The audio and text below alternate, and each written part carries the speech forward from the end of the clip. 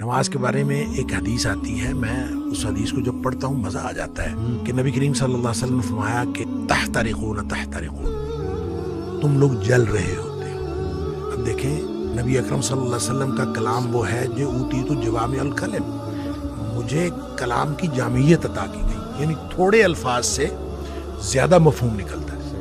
وہ اللہ کے نبی دہرا رہے ہیں تحترقون تحترقون، تم جل رہے ہو، تم جل رہے ہو، گویا گناہوں کی بھٹی میں جل رہے ہو۔ حتی اذا صلیتم الفجر، یہاں تک کہ تم فجر کی نماز پڑھ لیتے ہو، غسلتھا، وہ اس کو دھو ڈالتے ہیں۔ ثم تحترقون تحترقون، پھر تم نکلتے ہو تو پھر وہی دنیا ہے، وہی گناہ ہیں، وہی آنکھیں، وہی سماعتیں، کہاں کہاں تم پھر رہے ہو اور گناہ ہو رہے ہیں۔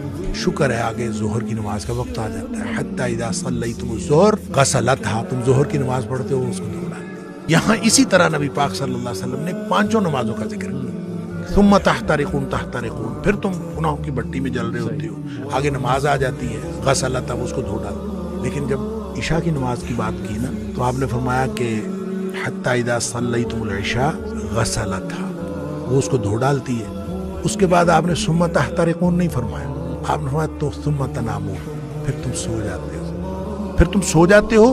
فرمایا پھر کچھ نہیں لکھا جاتا، یعنی پھر گویا وہ جو گناہ ہو رہے تھے وہ گناہ ختم ہو گئے۔ سوئے ہوئے کے آدمی کا تو کچھ نہیں لکھا جاتا، سوئے ہوئے سے قلم اٹھا لیا جاتا، تمہارے اوپر کچھ نہیں لکھا جاتا حتی تستيقظوا، جب تک تم جاگ نہ جاؤ۔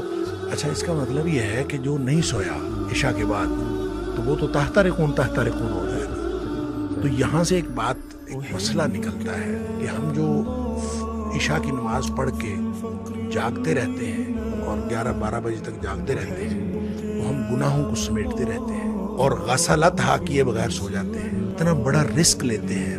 اس لیے نبی پاک صلی اللہ علیہ وسلم حضرت ابو ہریرہ رضی اللہ تعالیٰ عنہ کو فرمایا تھا کہ ابو ہریرہ سونے سے پہلے وتر پڑھنا نہ بھولنا۔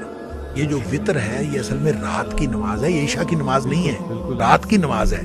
تو جس شخص نے تو عشاء کے بعد فوراً سونا ہے وہ تو عشاء کے ساتھ پڑھ لے کہ اس نے سونا ہے اس کے بعد۔ تو جس نے نہیں سونا، رات 11-12 بجے تک جاگنا ہے، تو وہ پھر وتر نہ پڑھے تاکہ وہ اپنے سونے سے پہلے وتر پڑھے۔ وہ جو جتنا کچھ تحترقون تحترقون ہوا ہو اس کو غسلتھا کر دے اور پھر آدمی سو جائے۔ کیا بات